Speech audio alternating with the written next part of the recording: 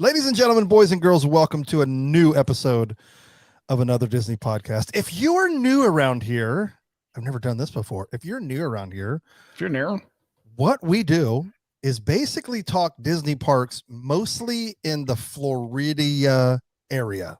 Florida, yeah, 100%. Sometimes touch on other ones, but we go to where the masses go, and so that's what we love to chat about. That's what we know the most about too. So it kind of That's correct. That's why we do it. Today, speaking of which, in this episode, we are going to talk about how to save a couple of dollars in daughters. How to save a couple daughters when going to Disney World. No, that's a different podcast. Yes, totally different show. How to save a few dollars if you're planning on going in 2023. Here we go. This is another Disney podcast production. What's up, dude? Not much. This is one of the few episodes that we haven't chatted for 15 minutes beforehand. No, this one we're just going. Yeah, we legit haven't connected. You got to play golf with your boss this week, and that's pretty dope. Yeah, that was fun. I'm going to play again. This is going to come out on Friday, and I'm playing again on Friday. So, with your boss? He's in charge of the tournament, so I'm just playing. I'm playing for him. There you go. Big money. Big money. I am not. I am traveling to the Great Smoky Mountains this Friday to go have a Smoky Mountain Christmas, because that's actually what's happening at Dollywood right now. No, this is the trip that broke your heart, because my daughter and I had another daddy-daughter trip planned for late August, and then we had the time of our lives as a family in Pigeon Forge, Gatlinburg in Tennessee, and my daughter is the one that said, "Hey Dad, can we go back to Tennessee instead of Disney?" And I was like, wow. So that told me something about how much they loved it. So sorry, Brandon. But yeah, I know this trip. This is the one that broke my soul. This is the one. Yes. I mean, because you haven't been here for you haven't been to Disney World for over a year. I know, since October 4th or 5th was my last day in the park of 2021. Yeah. That's crazy. Wow. That is crazy. I was there for the 50th, which is still going on here. Correct. It is still going on for another 642 months. Yes. And right before it finishes, the Tron coaster. Nope. Probably not. Probably not open at all during the 50th. That may be open by the 75th. Yes. Or the Diamond 60th, maybe. We'll hope for that. Okay. News and brews. I just saw you take a sip. I did take a sip. I went straight cheap today. This is just like the regular Bud Light. I don't have any Oktoberfest cold, and my mother-in-law is here, so she was drinking wine. I almost got fancy and got a red wine glass, but I think that's too fancy for our show. So I just went straight Bud Light. Okay. Well, I am not beering it tonight. Ooh, I hear some ice.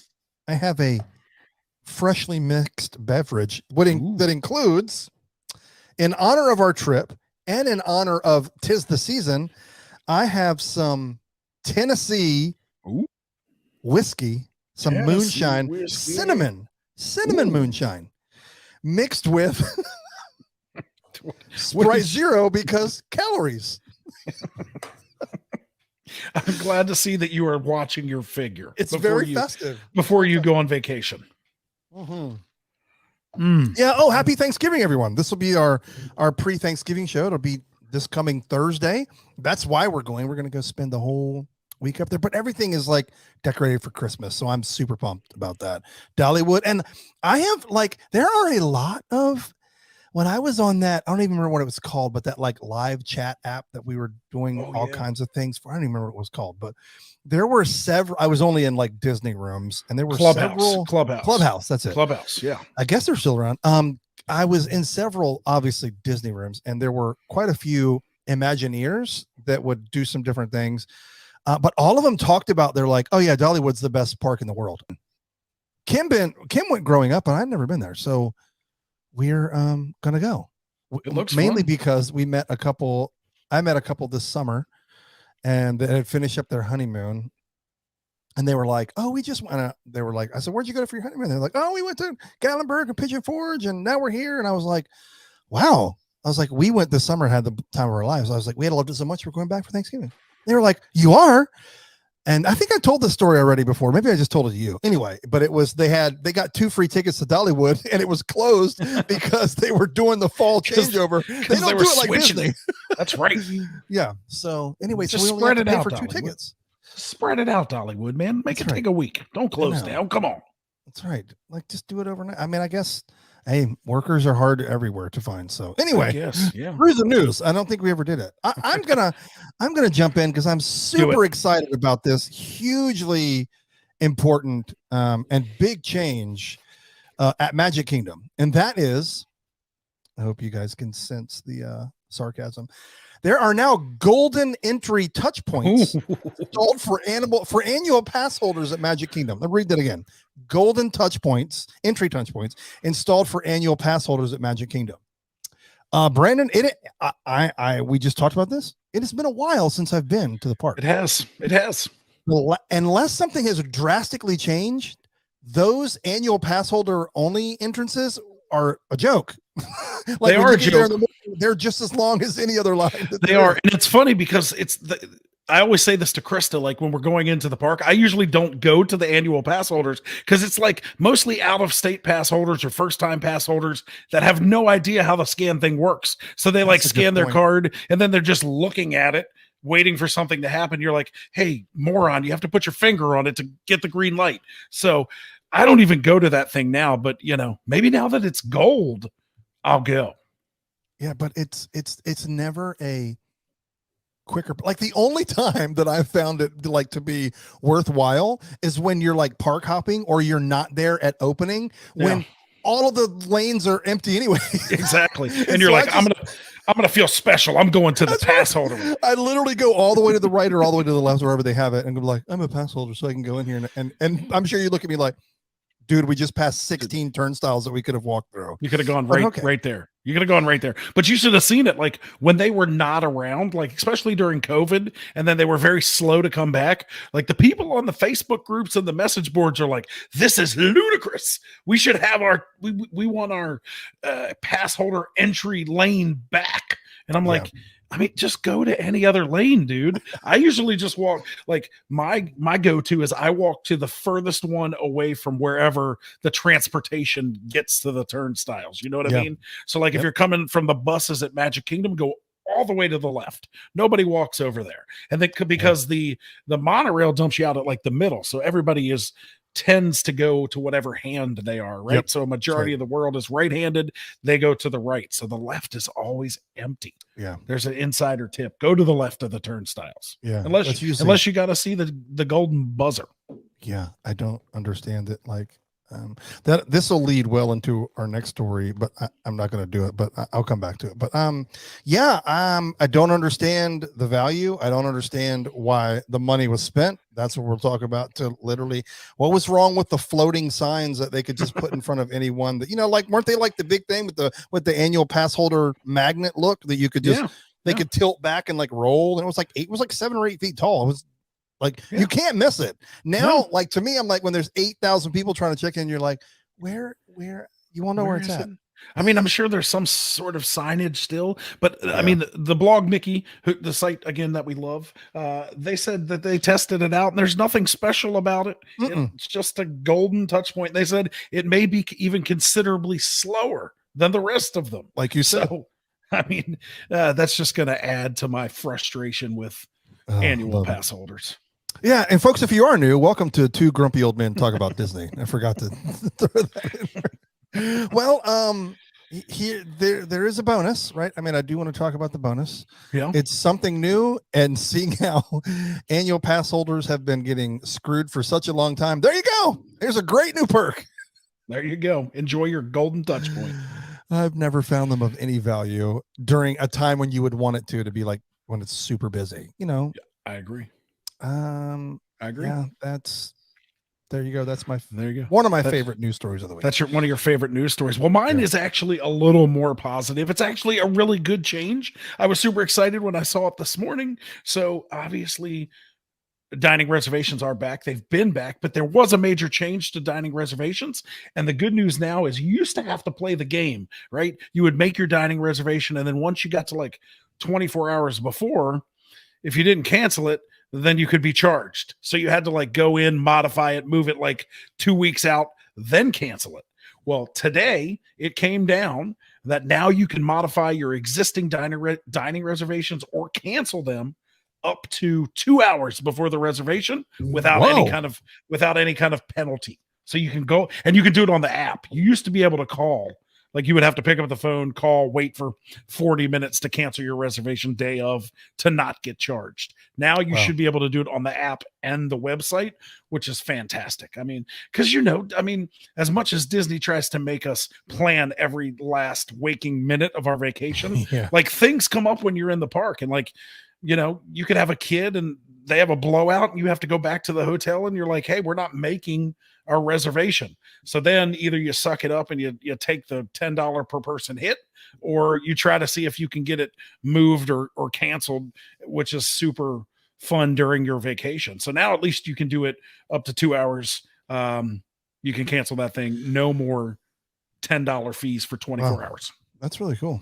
Yeah. I thought it was good because we do it all the time. Yeah. I guess it'll make walk-ups a little bit easier, I guess. Yeah, because you used to have to play that game, right? Like if you were looking for like one of those popular reservations, because the cancellation was 24 hours before, you would then have to look the night before and remember to do that to hope to get something. Now that it's 2 hours, like there could potentially be all throughout the day, like open walk-up reservations because people are continuously canceling all day. Yeah. So that was exciting to me. I get excited about dumb things. No, that's useful, right? It's like that's an that is bettering. I don't know if that's a word I just made up, but that is something that is bettering an experience. Correct. Or your wallet or your memory, right? Because when you get old like us, you're like, crap, I forgot to cancel. And oh, cool, $10, yay! Take more of my money. You're awesome. I wish my news this week was not so cynical and smart alecky and whatever other fun adjectives they are. Why I wanted to go with the gold turnstiles, touch points, was again, giant waste of money. Like something that like it's like one of those things like here's something that we didn't need and we spent money on. That's kind of where my head is in this. Tron is what you're saying. Yeah. Well, we don't actually have Tron, so we have keyless touch points. Why am I? I don't even know where I'm going with this. More moonshine. Turnstiles, touch points. And why I led with that is because it's so funny. Because this week, I mean, I guess it's been 5 days, but I guess it's still part of this week. He announced layoffs, hiring freeze, and cost cuts. Yes. So I immediately want to raise my hand and go, sir, I have a question. In what way was the keyless touch points being changed for annual pass holders necessary? A good use of resources for, to help keep someone's job or not freeze? And let's talk about the freezing, which is crazy. Like my wife showed me an article yesterday of this graph that included pre-COVID, COVID, and now. That's important. And right now, it is the most within a 5-year period that parents are having to call out of work because of the flu, sickness going around in school, of course, COVID-19, and daycare shortages. Oh, like over 100 million in, I don't remember how long, but which is like that. When you looked at the graph, it spiked ridiculously northward, even like double the lines of spiking from COVID. And it's because shortages, the flu that's going around. Our kids both got nailed with it last week and a half ago. Yeah. So it's, and then what happens at school, it spreads like wildfire. Which is weird. The flu's back and it went away during COVID. It's interesting. It was dormant. Anyway. Yeah.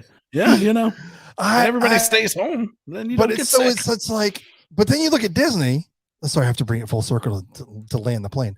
When you look at Disney, there are their parks are freaking packed and they need more people, but we're freezing. So I don't get it. And I know that the fight on social media or maybe even in different blogs has been like, Disney's a whole lot more than just the parks. Right. I get that. But that's where they make the most profit. Yeah. I mean, so wouldn't you want to pour some resources into that? Yeah. I don't know. I mean, maybe those turnstiles were made of real 24 karat gold. Yes, that's what we're going for. If you have like 8 of those, that probably costs like $8 million. So we can't hire Johnny for the Jungle Cruise because we got gold touch points. My favorite thing, though, is he followed up that with an announcement of, we probably ought to listen to our audience. It's like Captain Obvious has finally landed the plane. We should listen to our audience, but we're not going to. We'll listen to you next year. Here's the full quote. I feel like I shouldn't pull it out of context. What's the line for Disney in a changing world? That was the question. Chapek answered, I want to respect legacy. I want to respect what this brand is, but at the same time, I know that we may be even more precious about what's Disney than the consumer base is. And if the consumer base has more elasticity, than we have traditionally had in terms of defining what's Disney, then we probably ought to listen to our audience. This last phrase seems to capture the Disney's current strategy of justifying changes. Chapek is looking at the audience response and making decisions based on that. So unfortunately, like the quote that everybody's hanging on, we probably ought to listen to our audience. Everybody's like, yeah, now you're talking. But what he's saying is we have listened to our audience and we've responded. Nope. I don't know what audience that is, but this is. And then I get it. It's clearly not a parks strategy. And that's fine. They're a big company. I get it, but we talk about parks. That's what we care about. Yeah. That quote's taken completely out of context. Like, it sounds amazing when you just think that Chapek's like, we love our fans, but everything they've done in the last 3 weeks is counterintuitive to that statement. So definitely not. And that's a good lead into our next topic. Like, right? Disney every year, we expect it. We know it. It's coming. We know that end of the year, the ticket prices aren't going down. So there was a big announcement this week about, I think what they call it, surge pricing, depending on park. So big news for the fans of the Disney world as far as tickets are concerned. Going to be some changes, which is why we will transition out of brews and news. That's a fascinating sound to me for some reason. And transition over to our topic. Okay. So this is important to me. And why I really wanted to do this is not being a beloved annual pass holder anymore, not because I wouldn't want to continue. It's that they haven't opened it back up. And I guess they never will now.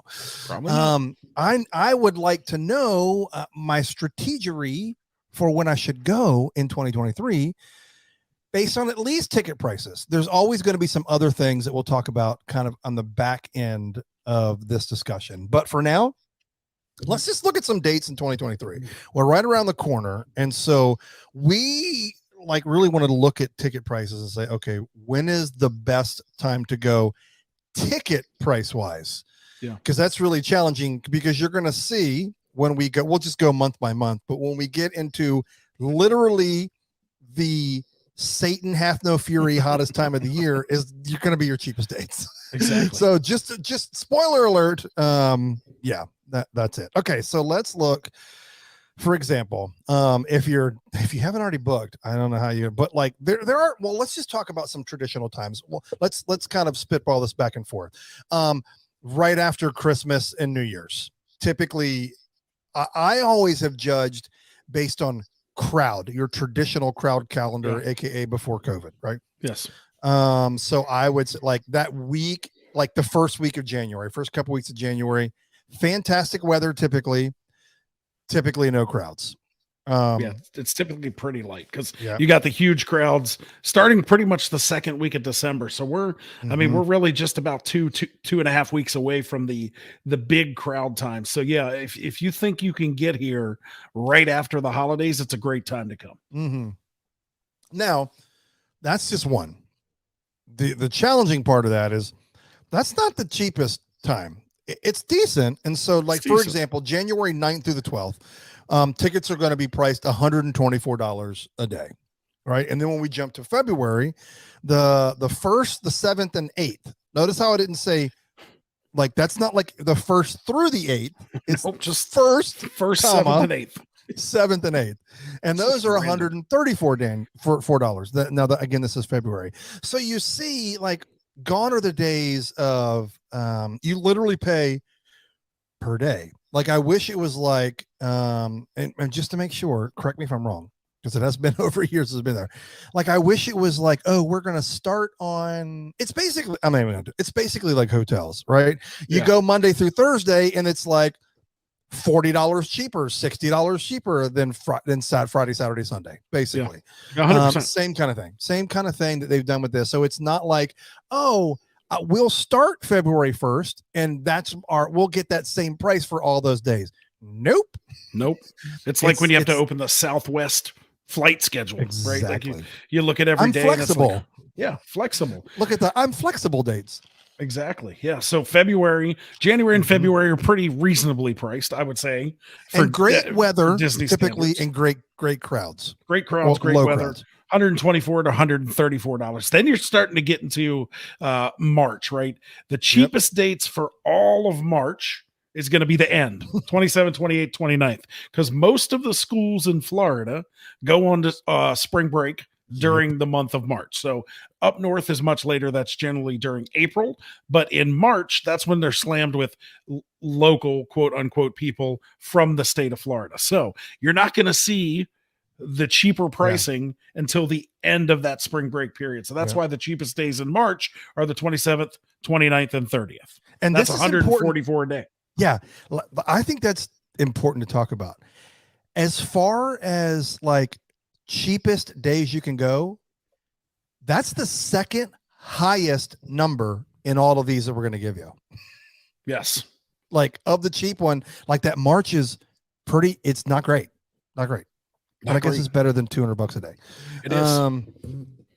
April which is funny to me. It's funny to me, like you say, that's better than $200 a day. But like you think about it, people are paying $200 for a party that lasts for 4 hours. You are correct. I mean, they could charge $200 for this, no problem, and it would still be packed. Yep. April, it's basically April 2nd through to April 2nd, 3rd, and 4th, $139. Like, I wish we could give you like April 2nd through the 15th. Like, but it's literally this specific, folks.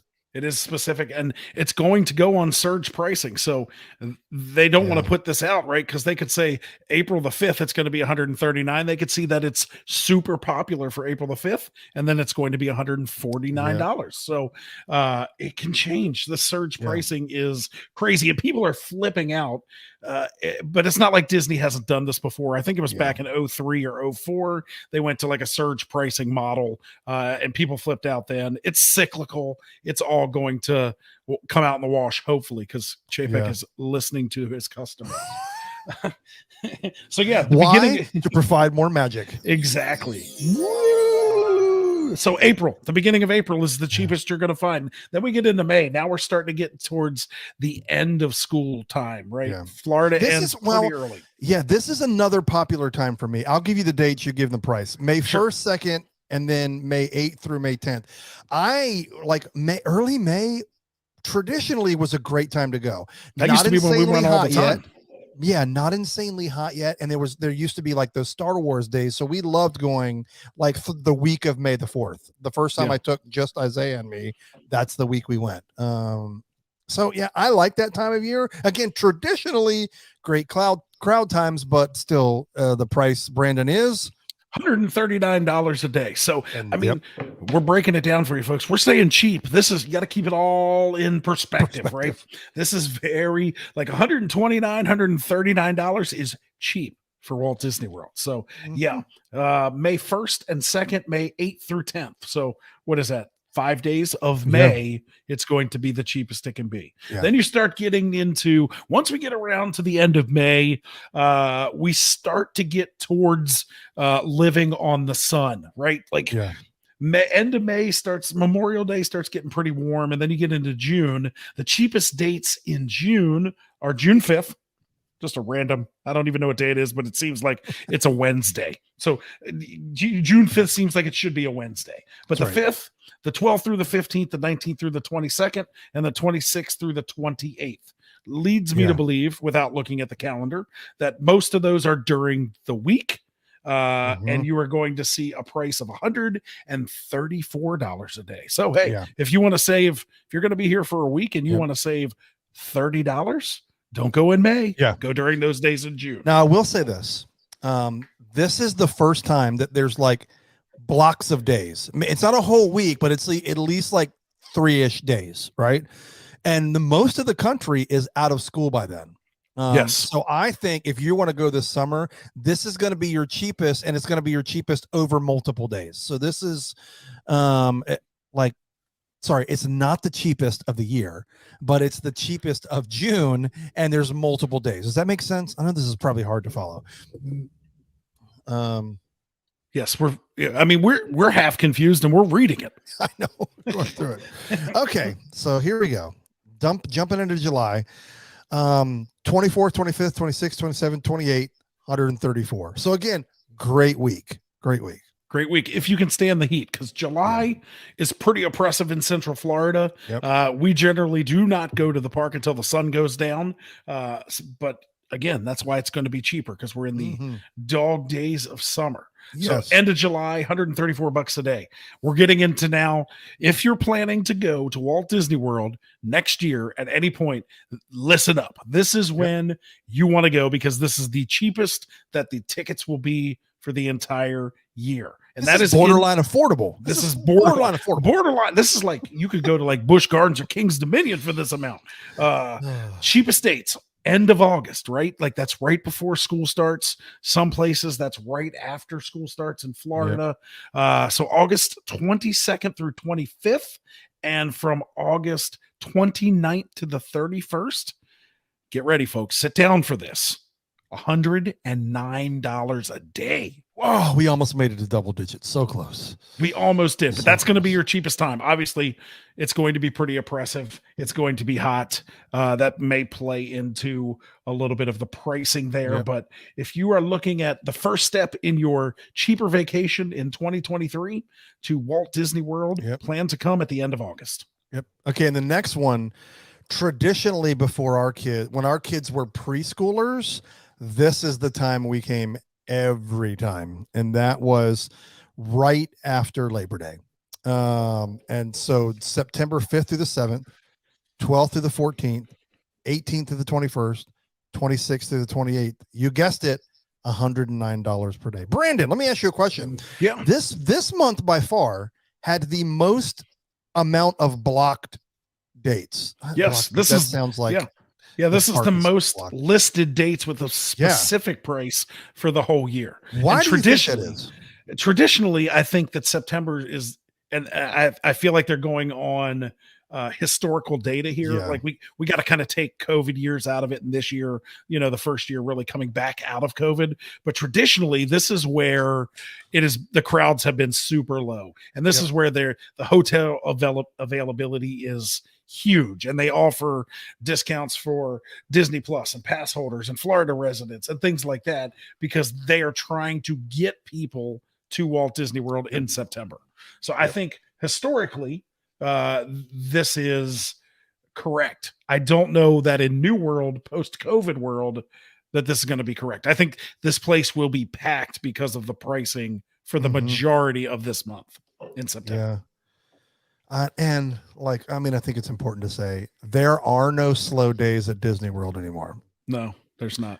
These dates with the cheapest prices were traditionally when the parks were empty, but that's not a thing anymore.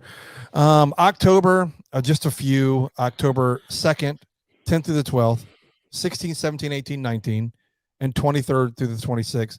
But again, $140 a day, and we're just giving you the cheapest. So that tells you about the popularity of its pumpkin and fall in Disney, which is again August through October. Yep. So go when it's hotter. Yeah. That's what I was thinking too, is you got to remember that these blocks are there because starting in August, that's when Mickey's Not So Scary Halloween party starts. Right. So, people are not going to pay $150 for, a half a day at a park, essentially. Right. So, if you're planning on going sometime during August, middle of August through Halloween, make sure you check your calendar. Make sure you check the Disney calendar to see what days the party is, because they're going to kick you out at 6 o'clock. Good. That's a good thought. Very smart. All right, give them November.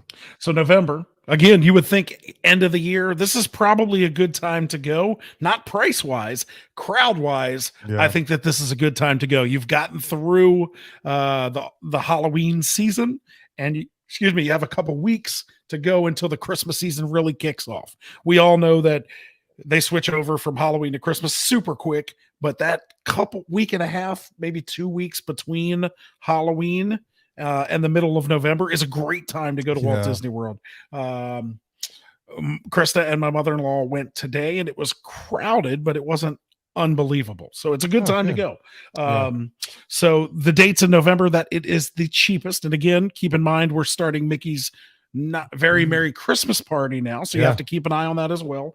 But the cheapest days, November 1st and 2nd, the 6th and the 8th, and the 14th and the 16th, $140 a day. And then Christmas, or the Christmas month, again, these are all going to be $149. That's December 3rd, 7 and 8, 12th through 15th, 18th through 20. Again, watch your Very Merry Christmas parties. So those are your cheapest dates. Now, most of those I do not think are the best time to go. There are a few sprinkled in there that that week after Labor Day, first week of May, and then the first week after the New Year. All great times to go, I think, crowd wise. But all of those prices aren't going to necessarily reflect that. So take that for what it's worth. Now, one of the other things I wanted to talk about, man, was this doesn't take into account anything that Disney pops up, right? And it doesn't take into account staying on property unless something is drastically changed. If you stay on property and book tickets, that usually results in something being a little bit cheaper or both being a little bit cheaper. Is that still the case from what you've seen? It's still a little bit. It's not as much as it used to be. Used to get a little bit of a discount on like the park hopper. So if you stayed in a hotel and you added a 5-day park hopper, it was a little bit cheaper than if you just bought the park hopper. But in this environment, this day and age, it's pretty close to the same thing.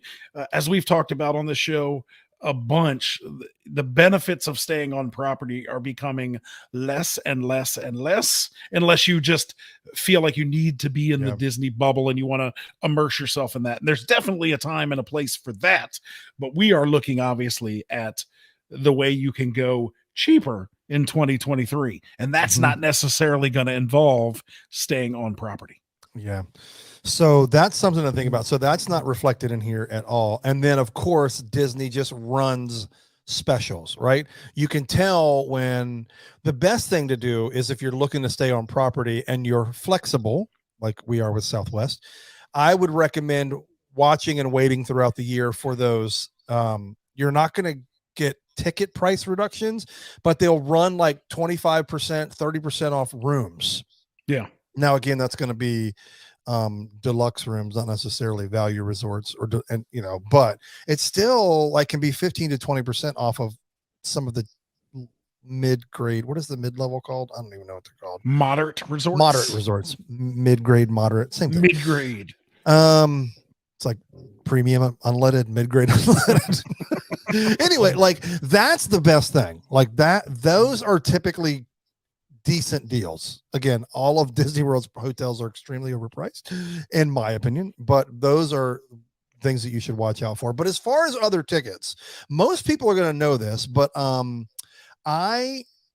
in the past, like we live in a very military heavy area, and although I'm not in the military, I have several friends who are, and again, pre-COVID, I was able to, the military would sell two types of tickets, right? One was you could buy a ticket at a pretty decently lowered cost, but when you went through the gate with that, you had to show your military ID. Yes. But then there was another one. It was almost like friends and family of military. And that was, again, still decently priced. I would have put it online online. Sorry, that sounded, but they are online. But I would put undercover tourist. It was about like that. Maybe a little better, maybe not as good, depending on the time of the year. But most military members know that. But what maybe they don't know is in the past, for military members, they've had access to a deal that has granted them specific pricing for the parks through Disney, not through the military. Yes. So that's something worth watching out for. If you live in Florida, you typically get fairly decent ones. Like they've been 40% off on a 4-day, 30% on a 3-day. They like that. And then just some quick ones. If you're a AAA member, look into that. We have our company partners, because I guess we're large enough. We do a thing at ticketsatwork.com. So it's just ticketsatwork.com. Our work has a member. And so it's maybe 5%, maybe not even 5%. Maybe it's just tax. I don't know which is more than 5%. That doesn't make sense. But I bought ticket the last time I went for a kid. I bought them through Tickets at Work because it saved a little bit of money. Yeah. And then they randomly did this, I think last year or maybe a couple years ago. Like Disney Plus subscribers got this thing. I think it was room only though, right? Yes. Yeah. I mean, so anyway, all that to say, look out for those kind of things. But those dates, as of right now, if you know when you want to go, look around those dates and see if you're flexible to move, just to save a couple of dollars on your tickets. Because like Brandon said, I'm going to have another drink. Brian. Like Brandon said, that surge pricing is coming to a park near you. It's going to so if you buy your tickets in advance, you're obviously locked in. Exactly. And I was just taking a look, you mentioned the military discount. I think Disney this week released their full military discount, and it's an amazing deal. I'm just looking at it here on allears.net, and it says a 4-day Disney military salute ticket, which you can purchase through December 12th, 2023 with Park Hopper, is $349. Wow. For 4-day. With a Park Hopper Plus, which I guess includes something else, ESPN or a water park, it's only $379. And then for the 5-day Disney military salute ticket, which can also be purchased through December of 23 with the Park Hopper, it's only $369. And then with the Park Hopper Plus, it's only $399. Holy cow. So if you are in the military, which I'm joining. Absolutely, you deserve everything that anyone gives you. Yeah. You can't beat this. You go to Disney World next year, you can take advantage of one of the hotel deals. It's applicable on trips from January 1st to December 15th. Must stay a minimum of 1 night and a maximum of 14 nights. Just can't stay at the DVC stuff, essentially. But you're going to get a discount for staying there, and you're going to get a sweet ticket deal. So please take advantage of it if you're in the military, because I mean that's the prices that it used to be when we started going to Disney. Like in 2010, we started going together. Like a 4 or 5-day Park Hopper pass was $400. Yeah. And so this is an amazing deal, because if you look at the prices that we just talked about, $139, $140, almost $150 a day, and you wanted to go for 5 days, that's $700. So this is half price. So I would definitely take advantage of it if you were in the military. Mm-hmm. There's other things to look at. We both have the Disney Visa card that they will have discounts from time to time. I've never seen one that really wowed me in all of my years of being one. But again, it's something. Everything counts, right? And if you go to Disney a lot or interested enough, it's worth it just in the, the dollars that you get back that you get in like a gift card and you save money on merchandise and things like that. So definitely, if you have a Disney card and you don't take advantage of it, certainly use it. A lot of the restaurants at Disney will give you a percentage off. Obviously, merchandise, it gets you into special character meet and greets that only you can go to. So that's where you can save some money, right? Because even if you have, correct me if I'm wrong, if you have the Disney Visa card and you go to, say, the character meet and greet spot in Epcot, even if you don't have the picture package. I don't even remember what it's called. Even if you memory don't maker, if you don't have that, you still can get this picture without the watermarks on it. Yes. That is a way. I think there might be one in every park somewhere, but take advantage of that. Yeah. That saves you a little bit of money if you don't want to pay for the memory maker. Yeah. Disney Visa card holders. The best of my knowledge, there's one that is Star Wars related in Disney's Hollywood Studios, and in Epcot, it's all the way in the back to the left of Journey into Imagination, and that's usually one of the Fab Five or a couple of the Fab Five. Couple of them. Yeah, that's always been a fun perk of it for sure. So, I feel like we've covered it. It's like drinking through a fire hose, but we gave a lot of information. So, really, the goal was to just pass on our knowledge of the one place that we love to go in a way that you could save money. So it really boils down to a couple things. Think about the time you go. Disney is very good. At least they put out information early, right? So you can plan. It's not like, we have, a lot of things with Disney, it's like coming next week and you have no idea what's happening and it's just a cluster. But at least for planning purposes, you know what the price is going to be, right? For hotels and tickets, so you can plan ahead. So just look when the tickets are the best, look for hotel deals. And even if you don't stay on property, look at some of those other things out by like Disney Springs, or look at over at Flamingo Crossing. They're starting to build a lot of great things there. They have shuttles to the parks. They're Disney affiliated hotels, so you still get all the perks of dining and Genie Plus. Flamingo Crossing is really close to property. It is very close.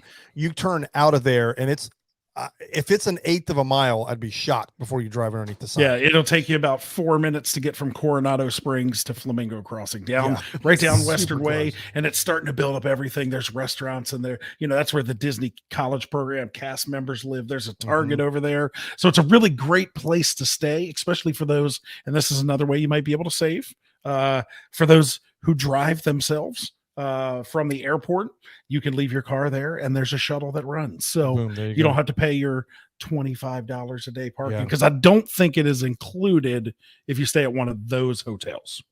I didn't think about, so I was looking up the Disney Visa card stuff. There's also, I know we weren't really talking about this, but there's decent savings on food. So usually the Disney Visa card holders can generally save 10% at select Disney World dining locations, but you get 20% off at Joffrey's Coffee. So keep that in mind. If you like a piping hot beverage, then you can save 20% at Joffrey's. And it's probably, I could be wrong, but it's probably a 300% shorter line than any Starbucks at any park. Correct. And most of the coffee is better. I wondered, but the line doesn't reflect that, but I don't know. I feel like it's more of a status symbol than anything else. It is. I think that's all I got, man. Unless there's anything else you wanted to talk about. I think that's all I got too. I mean, I'm looking for everybody's always looking for ways to save money. So I know. Yeah, anytime you can find a deal at Disney, do it, because they're not going to be around for very long. Yeah. Things are constantly going up. Ticket prices, annual passes, they're all continuing to rise. So, and this surge pricing thing has me gulp. Yeah. That's all we got. That's all we got. I think that was useful. I was interested in it because I want to go in 2023. So I wanted to know what are the cheapest dates for tickets. I mean, it was useful to us. I mean, people may turn this off 8 minutes into the program, and we'll never know. But if you're still listening, thank you for staying. Yeah, we love you forever and ever. Be hey, pass holders, make sure you hit that golden entry touch points on your way in. Tell your friends. I'm gonna get guys, as always.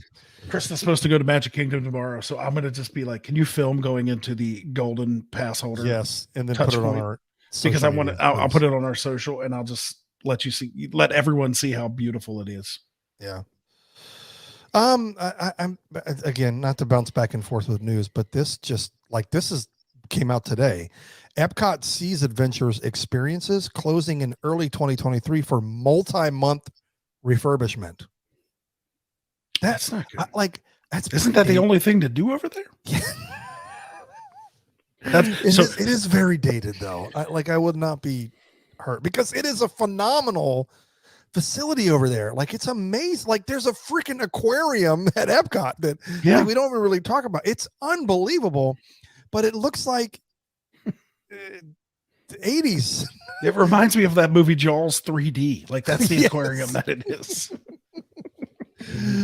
Oh man. So when you thought there wasn't anything to do at Epcot, you just wait for 6 months. There really isn't going to be anything to do.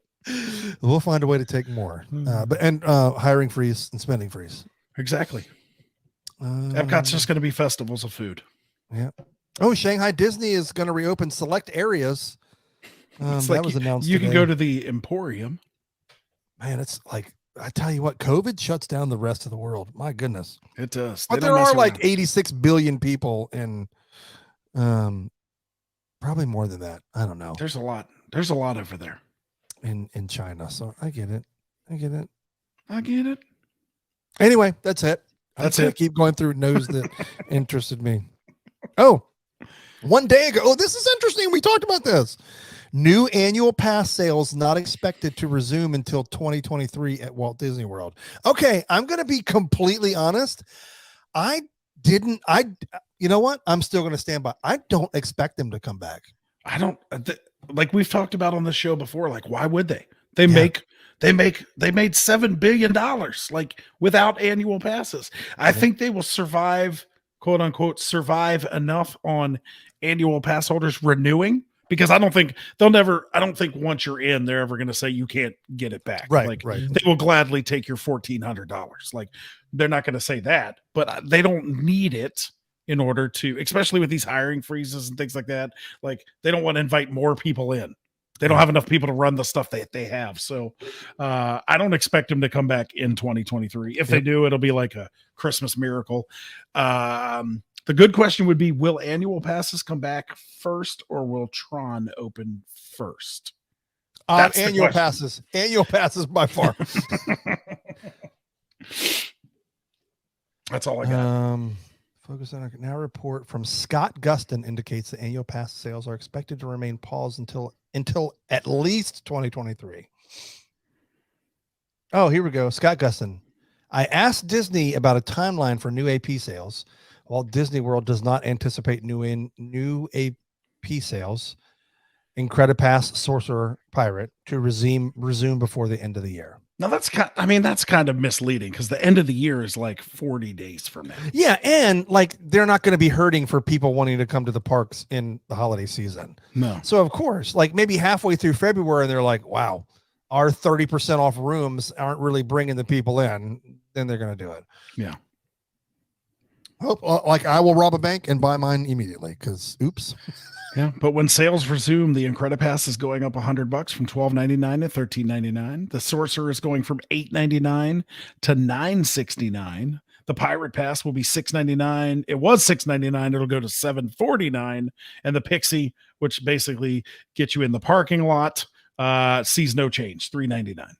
Okay, so parking lot, sorry. So the fact that they've listed prices, it leads me to believe that there's a chance. I mean, they wouldn't say, "Hey, this is what they're all going to be if we never bring them back." But hold on, TV timeout. Tron was going to open with the start of the 50th. It's true. So it's true. There'll be 3 more prices. Let's digress from two old men who complain about Disney. I think we should change the name of this podcast from Another Disney Podcast to just Grumpy Old Disney Dudes. Yeah. Good. No, that's God. We can't be God. That's true.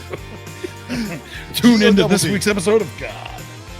God squared. On that, we're out. We must sign off. Yes. Until next time, have a great Thanksgiving. Bye. You too. Peace.